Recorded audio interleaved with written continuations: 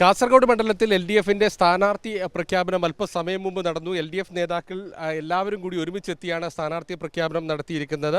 കാസർഗോഡിന്റെ മുൻ ജില്ലാ panchayat vice president കൂടിയായിരുന്ന Shanavas പാദൂരിനെയാണ് Kasaragod പിടിക്കാൻ വേണ്ടി LDF നിയോഗിച്ചിരിക്കുന്നത്. ഷാനവാസ് പാദൂർ തന്നെ കൂടെ ചേരുന്നു. ജില്ലാ പഞ്ചായത്ത് വൈസ് പ്രസിഡന്റ് എന്ന രീതിയിൽ കാസർഗോഡിന്റെ എല്ലാ മേഖലയിലും ഓടി നടന്ന് പ്രവർത്തിച്ചിരുന്നു. അതിനുശേഷം മറ്റൊരു നിയോഗം കാസർഗോഡ് നിയോജക മണ്ഡലത്തിൽ LDF സ്ഥാനാർത്ഥിയായി മത്സരരംഗത്ത് വരികയാണ്. എന്നെ സംബന്ധിച്ചിടത്തോളം ഞാനിത് കാണുന്നത് ജില്ലാ പഞ്ചായത്തിൻ്റെ വൈസ് പ്രസിഡന്റ് ആയിരുന്നു. അപ്പോൾ അത് ഈ ജില്ല മുഴുവനായി വന്നു. പക്ഷെ അതിനേക്കാളും കുറച്ചും കൂടി ഉത്തരവാദിത്വം കൂട്ടിക്കൊണ്ട് ഒരു മണ്ഡലം കേന്ദ്രീകരിച്ച് പ്രവർത്തിക്കണം എന്നാണ് ഇത്തവണ എനിക്ക് തന്നിട്ടുള്ള ഒരു ടാർഗറ്റ്. അപ്പോൾ അത് അച്ചീവ് ചെയ്യാനുള്ളൊരു ശ്രമമാണ് ഞങ്ങൾ നടത്തുന്നത്. അപ്പോൾ അതിന് നിങ്ങൾ ഓരോരുത്തരും നിങ്ങൾ എന്നോടൊപ്പം നിൽക്കും എന്നാണ് എൻ്റെ വിശ്വാസം. ജില്ലാ പഞ്ചായത്ത് വൈസ് പ്രസിഡന്റ് എന്ന രീതിയിൽ ശ്രദ്ധേയമായ ഇടപെടലുകൾ നടത്തി കാസർഗോഡ് ജില്ലാ പഞ്ചായത്തിനെ കേരളത്തിൽ തന്നെ ശ്രദ്ധിക്കുന്ന നിലയിലേക്ക് കൊണ്ടുവരാൻ കഴിഞ്ഞിട്ടുണ്ട്. അത്തരം ഒരു അനുഭവ പാരമ്പര്യമായാണ് കാസർഗോഡേക്ക് വരുന്നത്. അപ്പോൾ കാസർഗോട്ടെ ജനങ്ങളോട് എന്താണ് പറയാനുള്ളത്?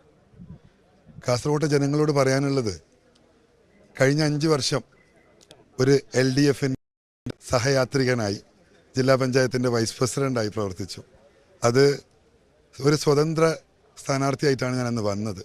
ആ ഒരു സ്വാതന്ത്ര്യം കഴിഞ്ഞ 5 വർഷം മുഴുവനും എനിക്ക് LDF തന്നു എന്നുള്ളതാണ് ഏറ്റവും ആദ്യം എനിക്ക് എടുത്ത് പറയാനുള്ളത്. നമ്മുടെ ജില്ലക്ക് വേണ്ട കാര്യങ്ങൾ, അത് ജില്ലാ പഞ്ചായത്തിൻ്റെ പരിധിയിൽ ചെയ്യാൻ പറ്റുന്ന കാര്യങ്ങൾ പരമാവധി ചെയ്തിട്ടുണ്ട്.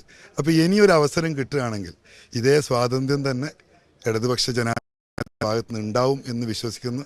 അങ്ങനെ ഉണ്ടായാൽ, എനിക്കൊരവസരം ഉണ്ടായാൽ, തീർച്ചയായും നമ്മുടെ ഈ കാസർഗോഡ് മണ്ഡലത്തിന് വലിയൊരു മാറ്റത്തിന് എൻ്റെ ഭാഗത്തുനിന്നുള്ള പരിശ്രമം അത് മുൻകാലങ്ങളെക്കാൾ മുമ്പുള്ളവർ ചെയ്തിട്ടില്ല എന്നല്ല, അതിനേക്കാൾ കുറച്ചും കൂടി പ്ലാൻഡായി ചെയ്യാനുള്ള ശ്രമം ഉണ്ടാവും.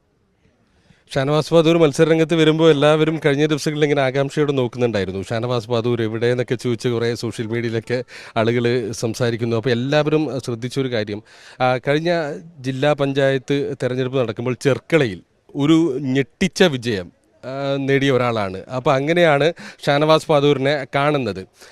അപ്പോൾ അങ്ങനെ ഒരു ഞെട്ടിക്കുന്ന വിജയം കാസർഗോഡും ഉണ്ടാവുമോ? അല്ല, അതൊരിക്കലും എനിക്കിപ്പോൾ പ്രെഡിക്റ്റ് ചെയ്യാൻ പറ്റൂല. വിജയപ്രതീക്ഷയുള്ളത് കൊണ്ടാണല്ലോ ഏതൊരാളും മത്സരരംഗത്തേക്ക് വരുന്നത്. അതിലെനിക്ക് ഏറ്റവും ആദ്യം ചൂണ്ടിക്കാണിക്കാനുള്ളത്, കഴിഞ്ഞ തവണ നിങ്ങൾ ഈ പറഞ്ഞതുപോലെയുള്ള ഞെട്ടിച്ചുകൊണ്ടുള്ള വിജയം നേടിയ ചെങ്കള, ആ പ്രദേശം കൂടി ഉൾപ്പെടുന്നതാണ് ഈ മണ്ഡലം. അപ്പോൾ അവിടെ നല്ല രീതിയിൽ പ്രവർത്തിച്ചിട്ടുണ്ട് എന്ന എൻ്റെ ആത്മവിശ്വാസമാണ് വീണ്ടും ഒരിക്കൽ കൂടി അവരുടെ മുമ്പിൽ തന്നെ ഇതേ രീതിയിൽ ഞാൻ വോട്ട് അഭ്യർത്ഥിച്ചുകൊണ്ട് പോകാൻ ഉദ്ദേശിക്കുന്നു. ഈ കാസർഗോഡിനെ കുറിച്ച് പറയുമ്പോൾ കേരളത്തിലെ മറ്റ് നഗരങ്ങളുമായി ബന്ധപ്പെട്ട്, അല്ലെങ്കിൽ നഗരങ്ങളുടെ പ്രധാന തലസ്ഥാനവുമായി ബന്ധപ്പെട്ടൊക്കെ വളരെ പിന്നോക്കം നിൽക്കുന്ന ഒരു ജില്ല എന്ന രീതിയിലാണ് എല്ലാവരും പറയുക. അപ്പോൾ ഇവിടെ ഉണ്ടായിരുന്ന ജനപ്രതിനിധികൾ ആ രീതിയിൽ ഒരു ഇടപെടൽ നടത്താത്തതിൻ്റെ ഒരു പ്രശ്നം കാസർഗോഡിനെ സംബന്ധിച്ചുണ്ടോ? അങ്ങനെയല്ല, ജില്ല ഒരിക്കലും നമുക്ക് പിന്നോക്കം എന്ന് നമുക്ക് പറയാൻ പറ്റൂല. ജില്ലക്ക് വേണ്ടതൊക്കെ കൊടുക്കുന്നുണ്ട്, പക്ഷേ അത് ഒരു പ്രോപ്പർ പ്ലാനിങ് അതിനില്ല എന്നാണ് എൻ്റെ ഒരു അഭിപ്രായമുള്ളത്. നമുക്ക് നമ്മുടെ സംസ്ഥാനത്തെ മറ്റ് ടൗണുകളെ, നമുക്ക് 14 ജില്ലകളുണ്ട്. അതിൽ കാസർഗോഡിൻ്റെ ടൗണിനെ നമ്മളൊന്ന് താരതമ്യം ചെയ്യണം. ഒന്നും വേണ്ട, നമുക്ക് കാഞ്ഞങ്ങാടുമായി താരതമ്യം ചെയ്യാം. എന്നാൽ തന്നെ നമുക്ക് അതിൻ്റെ 7 അയലത്ത് പോലും നമ്മൾ കാസർഗോഡ് ടൗൺ എത്തൂല. ഇപ്പോൾ പുതിയ ഹൈവേ ഓപ്പണായി കഴിഞ്ഞ് എന്തായാലും നമ്മൾ ഈ റീച്ച് എന്തായാലും ഓപ്പണാണ്. ചെർക്കള മുതൽ മംഗലാപുരം വരെ നമുക്ക് പോവാം. അപ്പോൾ ഇനി ഇത്രയും സൗകര്യം ഉണ്ടാകുമ്പോൾ ഈ സൗകര്യം കുറഞ്ഞ ടൗണിലേക്ക് നമ്മുടെ ജില്ലക്കാർ തന്നെ എത്താൻ പിന്നെ താല്പര്യം കാണിക്കാത്ത ഒരു സാഹചര്യം വന്നു പോവുമോ എന്ന് നമ്മളത് ആലോചിക്കേണ്ടതായിട്ടുണ്ട്. അപ്പോൾ എന്തായാലും ഇനി പിന്നെ ഈ ഇലക്ഷൻ്റെ റിസൾട്ട് എന്തായാലും ഇനി വരും കാലത്ത് അത് നമ്മുടെ ടൗൺ കൃത്യമായ ഒരു മാറ്റം കൊണ്ടുവരേണ്ടത് അനിവാര്യമാണ്.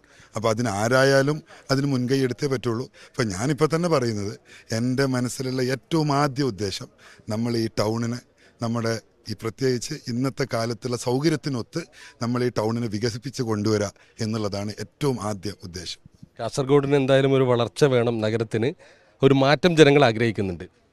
തീർച്ചയായും അത് ജനങ്ങളോടൊപ്പം ഈ നാട്ടുകാരനാണ് ഞാനും വല്ലാതെ ആഗ്രഹിക്കുന്നുണ്ട്.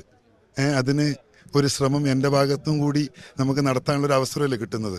അത് കിട്ടുകയാണെങ്കിൽ നമുക്ക് തീർച്ചയായും മുമ്പോട്ട് പോകാം. എന്തായാലും ഒരു മാറ്റത്തിന് വേണ്ടിയുള്ള പോരാട്ടത്തിന് അഭിവാദ്യങ്ങൾ, വിജയാശംസകൾ. Thank you. കാസർഗോഡ് ഇത്തവണ ഒരു മാറ്റമുണ്ടാകുമെന്ന പ്രതീക്ഷയിലാണ് LDF. യുവാവായ ഒരു സ്ഥാനാർത്ഥിയെ തന്നെ നിർത്തിക്കൊണ്ട്, കാസർഗോഡുകാരനായ ഒരു സ്ഥാനാർത്ഥിയെ തന്നെ നിർത്തിക്കൊണ്ട് കാസർഗോഡ് ഒരു വലിയ വിജയമാണ് LDF പ്രതീക്ഷിക്കുന്നത്.